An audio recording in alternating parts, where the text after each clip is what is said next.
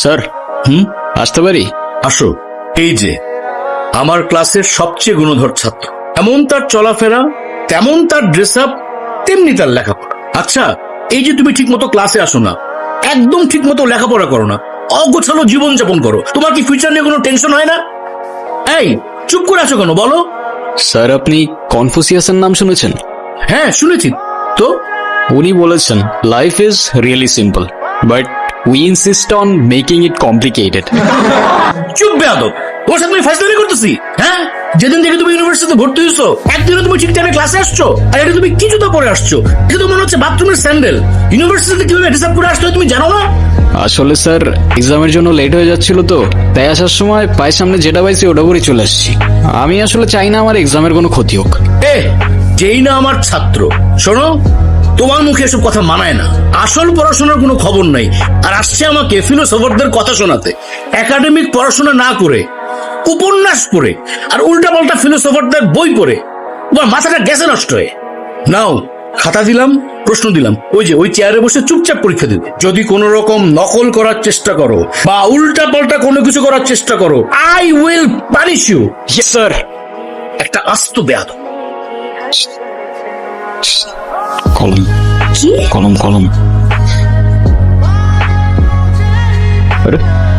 দেখা না। স্যার হিমু আমাকে অনেক ডিস্টার্ব করতেছে। বাহ কি অপূর্ব, সে তো আরেকজনকে লিখতে দিচ্ছেন না, আর উপরে আপনি ধপধপে একটা সাদা খাতা নিয়ে বসে আছেন। আপনি পরীক্ষা দিতে আসছেন কেন? আসলে স্যার আমার মনটা সাদা তো, তাই আমার সবকিছুই সাদা। চুপ বেয়াদব, এক্ষুনি আমার ক্লাসরুম থেকে বেরো যাও, বেরো যাও, যাও। ওই শুভ্র দাঁড়া। কি সে বল। কিরে সমস্যা কি? ডাকি শুনুস না? ভাববার স্যার আজকে এক্সামের মধ্যে দেখাইতে বললাম। কি করলি তুই? আমরা এক ক্লাসে পড়ি, ডাক দিস একটু দেখাবি না? কি করলি? উল্টা স্যারে বলে দিলি। কেন এটা কেন করলি? হ্যাঁ এই ও তোমাকে কেন দেখাবে? ও তোমাকে কেন দেখাবে? তোমার নিজের কি ব্রেন নাই? তোমার কি জ্ঞান বুদ্ধি কিচ্ছু নাই? তুমি বাসা থেকে পড়াশোনা করে আসতে পারো না? তুমি চুপ থাকো, আমি তোমার সাথে কথা বলতেছি। এরা কেন ও কেন চুপ থাকবে? আর ও তো ঠিকই বলছে, তুই বাসা থেকে লেখাপড়া করে আসতে পারস না। তুই কিন্তু মুখে মুখে কথা বলতেছস। হ্যাঁ করতেছি তো, কি হয়েছে? কি করবি তুই? কি করবো না? আরে এই, কি করছো? কি করছো তুমি? ছাড়ো ছাড়ো। আরে কি আশ্চর্য! এই ছাড়ো। বেয়াদব ছেলে, রাস্তাঘাটে গুন্ডামি শুরু করছো?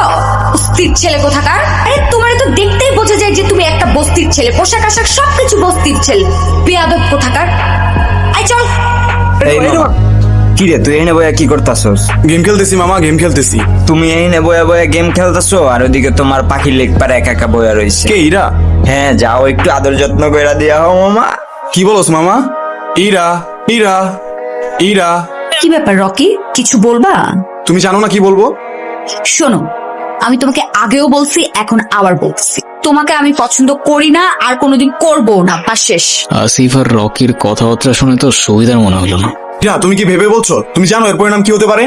রকি ইরার কাছে গেল, ইরা লেকের পারে একা বসে। কি? এর পরিণাম কি হতে পারে মানে? শোনো, আমি ভেবে বলতেছি, আর তুমি আমাকে স্বপ্নেও কোনোদিন ভাববে না। যাও তো যাও, আমাকে ডিস্টার্ব করবে না, যাও এখান থেকে যাও। তোর আমি ইরাকে নিয়ে কেন ভাবতেছি? ইরা তাহলে আর কি? কিন্তু রকি ছেলেটাও তো ভালো না। প্রেম যেহেতু করবাই না, তোর ইরার সাথে কোনো ঝামেলা করবো না তো? প্রেম করে যেটা করতাম সেটা করে ফেলি। আরে কি আশ্চর্য! রকি, রকি হাত ছাড়ো, রকি! আরে কি রকি!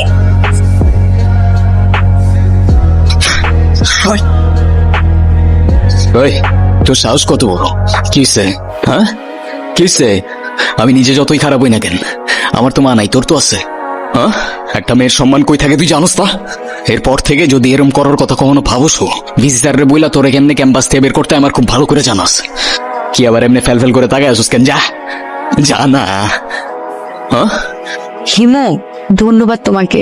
ধন্যবাদ দেওয়া লাগবে না, তোমার জন্য আসিনি আমি। আমার তো ছোটবেলায় মা মারা গেছে, কিন্তু আমি ছোটবেলা থেকেই দেখছি আমার বাবার আমার মায়ের জন্য কতটা সম্মান আছে। আমি নিজেও যতই খারাপ হই না কেন, আমার বাবা আমারে শিখাইছে মেয়েদের কেমনে সম্মান করতে হয়। না হলে সেদিন তুমি চর মারার পরও চুপ থাকতাম না।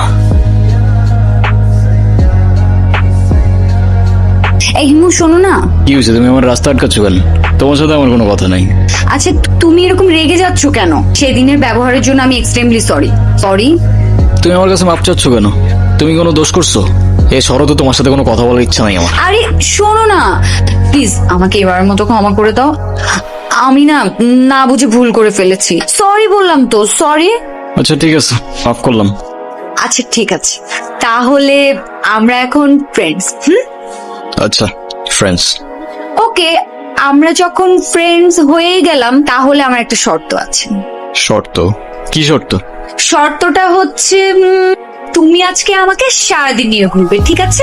তোমায় নিয়ে ঘুরতে আমার কোনো প্রবলেম নেই, কিন্তু আমার একটা শর্ত আছে। তোমার শর্ত? ওকে, বলো কি শর্ত? আমরা ঘুরবো ঠিক আছে, কিন্তু সেটা পায়ে হেঁটে, কারণ পায়ে হেঁটে ঘোরার মতো মজা আর অন্য কিছুতে নেই। আচ্ছা আচ্ছা ঠিক আছে, তাই হবে। তুমি যেমন রহস্যজনক, তোমার শর্তগুলো কেমন জানি প্যাঁচা। চলো।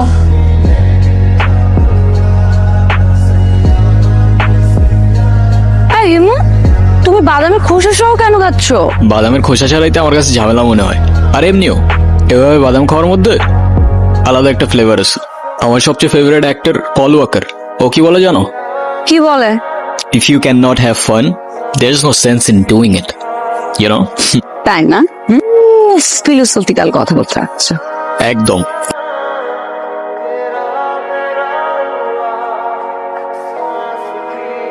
ওই কি হয়েছে?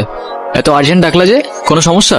আরে কোনো সমস্যাই না, আর ভাই শাফিন আছে না, হ্যাঁ। শাফিনের বার্থডে, ওর জন্য কিছু কেনাকাটা করতে চল। তোমার আবার ভাই আসলো কোত্থেকে? সেটা তোমার বুঝতে হবে না, তুমি চলো তো, চলো।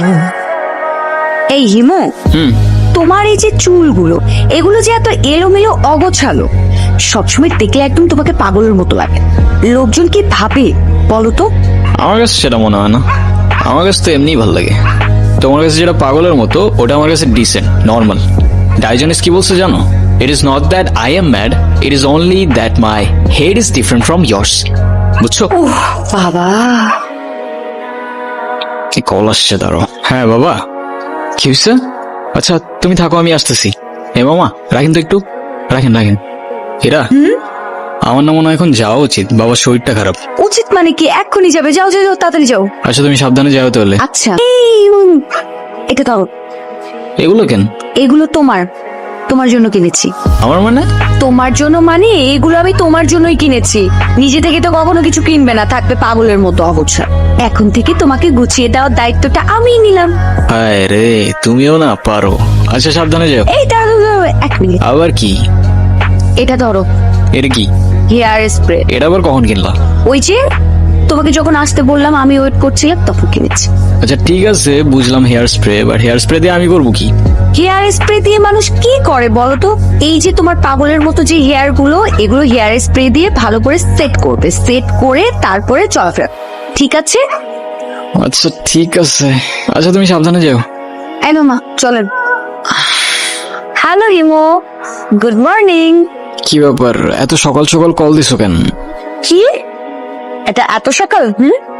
সকালে কোনোদিন ঘুম থেকে উঠেছেন আপনি? উঠলে বুঝতেন এটা এত সকাল না, সকাল 9টা বাজে। 10টার দিকে আমাদের ক্লাস শুরু হয়ে যায়। আরে আমি কখনো টাইম মতো ক্লাসে গেছি নাকি? সেটাই, সময় মতো ক্লাসে যাননি, কিন্তু এখন থেকে প্রত্যেকটা দিনই সময় মতো ক্লাসে যাবেন, আমি বলেছি তাই। সরি, পারবো না। পারবে না তাই তো? আচ্ছা ঠিক আছে, তোমার পারা লাগবে না। আজকের পর থেকে তুমি আমার সাথে আর কোনো কথা বলবে না, আমিও তোমার সাথে কথা বলবো না। রাখছি, বাই। এই দাঁড়াও দাঁড়াও, আরে রাগ করো কেন? আচ্ছা ও ঠিক আছে, আসতেছি আমি। শোনো, এমনি এমনি আসলে কিন্তু হবে না। কালকে তোমাকে আমি যা যা কিনে দিয়েছি, ওগুলো পরে পরিপাটি হয়ে তারপরে আসবে, ঠিক আছে? আচ্ছা ঠিক আছে, বুঝছি। এখনো তুমি কিছু বোঝোনি। শোনো, কালকে তোমাকে যে হেয়ার স্প্রেটা দিয়েছি না, ওটা দিয়ে ভালো করে হেয়ার গুলোকে সেট করে সুন্দর একটা ড্যাশিং লুক নিয়ে ভার্সিটিতে আসবে। মনে থাকবে? আর যদি মনে না থাকে, তুমি যদি আবার ওই এলোমেলো চুল নিয়ে ভার্সিটিতে যাও, তাহলে কিন্তু তোমার খবর আছে, দেখো। হ্যাঁ বুঝছি। বুঝলেই ভালো। শোনো, তাহলে আমি এখন রাখছি, ভার্সিটিতে দেখা হচ্ছে। বাই। আজকে কিন্তু দেখা হচ্ছে। বাই। তারপর যে আমি লোকটাকে বললাম যে আঙ্কেল আপনার মেয়ে না দেখতে অনেক সুন্দর, তারপর লোকটা আমাকে কি বললো জানিস? বাবা এইটা আমার মেয়ে না, এইটা আমার বউ। রে, কি নিয়ে হাসাহাসি করতেছস তোরা? কিরে মামা, সূর্য কি আজকে পশ্চিমে উঠছে নাকি উত্তরে উঠছে নাকি দক্ষিণে উঠছে নাকি মাটি ফাইরা উঠে আসছে? আমি তো কিচ্ছু বুঝতেছি না। যে কিনা ঠিক মতো কখনো ক্যাম্পাসে আসে না, সে আজকে ক্লাস টাইমের আগে ক্যাম্পাসে এসে হাজির। মানে কিছু বুঝতেছি না আমি। তোর এই জাদুর রহস্যটা কি মামা, বলতো আমারে। আছে এক জাদুকর যে তার রহস্যময় জাদু দিয়ে চেঞ্জ করে বলছে আমাকে। মানে সেই জাদুকরটা কে, আমাদেরকে বল, আমরাও একটু শুনি। আরে কিছু জিনিস থাক না গোপন, some things are meant to be kept secret. জানিস হিমু, তোকে যদি আগে দেখতাম তাহলে এই গর্তটা প্রেতেই পড়তাম না। আচ্ছা হিমু, তুমি কি কাউকে ভালোবাসো? না ভাই, এসব ভালোবাসাটা আসা আমার দিয়ে হবে না। প্লেটোর মতো আমারও মনে হয় love is a serious mental disease. তুমি শোনো না, তুমি কি আমাকে তোমার লাইফের অনেক ইম্পর্টেন্ট কোনো পার্সন মনে করো? আচ্ছা শোনো, আমরা যখন আমাদের সময় কাউকে দিই, আমরা আমাদের লাইফ থেকে একটা অংশ তাদেরকে দিয়ে দিই, যেটা আমরা কখনোই ফেরত পাবো না। তো যেহেতু আমি তোমার সাথে অনেক সময় কাটাই, তো তার মানে এইটাই তুমি আমার লাইফের ইম্পর্টেন্ট একজন, আমার অনেক ভালো বন্ধু প্লাস আমার বেস্ট ফ্রেন্ড। ও, তোমার জন্য একটা জিনিস আনছি, নাও। বাদাম? কি ব্যাপার, তুমি আবার খোসা সহকারে বাদাম খাচ্ছো? আরে বাবা, আমি পারি না খোসা ছাড়াই বাদাম খাইতে, কি করবো আমি? আচ্ছা, তুমি যে এরকম খোসা সহকারে বাদাম খাচ্ছো, আশেপাশের লোকজন যদি দেখে কি ভাববে বলো তো? মানুষ কি ভাববে, মানুষ কি বলবে, এগুলো ভাবতে ভাবতে না মানুষের নিজের পার্সোনালিটি চেঞ্জ হয়ে যায়। সেনেগা তো আর এমনি এমনি বলে নাই, we suffer more often in imagination than reality. বুঝছো? কি ব্যাপার, তুমি খোসা সহ বাদাম খাচ্ছ কেন? শোনো, যে মেয়ের বেস্ট ফ্রেন্ড খোসা ছাড়িয়ে বাদাম খেতে পারে না, সেই মেয়ের খোসা সহকারে বাদাম খাওয়া উচিত, বুঝলে? নাইস, আমার লাইনে আসতেছো। কিরে, ইরা কইরে দেখছস তোরা? কই, আমরা তো এখানে অনেকক্ষণ যাবত বসে আড্ডা দিচ্ছি, এরাকে তো দেখিনি। আচ্ছা থাক, তোরা দেখে আসি আমি। হ্যালো হিমু, আমি এতদিন তোমাকে কতগুলো কল দিছি, কল ধরো নাই কেন? কি হয়েছে তোমার? আরে তোমাকে আমি সব বলবো। তোমাকে একটা গুড নিউজ দেওয়ার আছে। আগামীকাল সন্ধ্যায় দেখা করতে পারবে? হ্যাঁ পারবো, আমারও তোমাকে অনেকগুলো কথা বলার আছে, কিন্তু কোথায় দেখা করতে আসবো? কোথায় দেখা করতে হবে টেক্সট করে জানিয়ে দেব। আজ রাখি তাহলে, আগামীকাল দেখা হচ্ছে। আচ্ছা, এতদিন কোথায় ছিলা তুমি? তোমাকে আমি পাগলের মতো খুঁজছি কয়দিন। হেমো, মাঝে মাঝে কিন্তু হারিয়ে যাওয়া মেন তো কিছু না। ভালো তো, তুমি আমাকে পাগলের মতো কেন খুঁজছিলে? আছে কিছু কারণ। আরে কি কারণ বলবা তো বাবা, কাছে এত লুকোচুরি করে কি আছে? আমারটা বাদ দাও, তুমি না বললা কি একটা গুড নিউজ আছে, ওটা বলো। আছে একটা কারণ, শেষ কথাটা না হয় শেষেই বললাম। শেষের কথা মানে বুঝলাম না। তোমার বুঝতে হবে না, বলো তুমি যেটা বলতে চাইছিলে বলো। আমি তোমাকে ভালোবাসি ইরা। ভালোবাসি মানে? হ্যাঁ ইরা, আমি তোমাকে ভালোবাসি। সেই ছন্ন ছাড়া হিমু আজকের হিমুতে পরিবর্তন হয়েছে শুধুমাত্র তোমাকে ভালোবাসি বলে। হিমুর জীবনে ইরা না আসলে এই জীবন কখনো পসিবলই হইতো না। এতদিন আমি কিছু বলতে পারিনি ভয়ে আমাদের ফ্রেন্ডশিপটা নষ্ট না হয়ে যায়, কিন্তু আমি আর পারতেছি না ইরা। আমাকে ভুল বুঝো না তুমি, আমি শুধু আমাকে পরিবর্তন না, তোমার জন্য যে কোনো কিছু করতে পারি। I love you Ira. দেখো হিমু, আমি তোমাকে আমার ফ্রেন্ড ছাড়া কখনোই কিছু ভাবিনি। আরে আমরা একসাথে ঘুরতাম, আড্ডা দিতাম, আমরা অনেক বেশি প্রিয় ছিলাম। দেখো এটা না যে আমি তোমাকে ভালোবাসতাম, রাইট? আর তাছাড়া হিমু, আমার বিয়ে ঠিক হয়ে গেছে, আর এই কথাটাই আমি তোমাকে বলতে এসেছি। ও আরেকটা কথা, আজকের পর থেকে আর কোনো দিন তুমি আমার লাইফে ব্যাঘাত ঘটাবে না। আমাদের আর কোনোদিন দেখা হবে না, এটাই আমাদের শেষ দেখা। ভালো থেকো।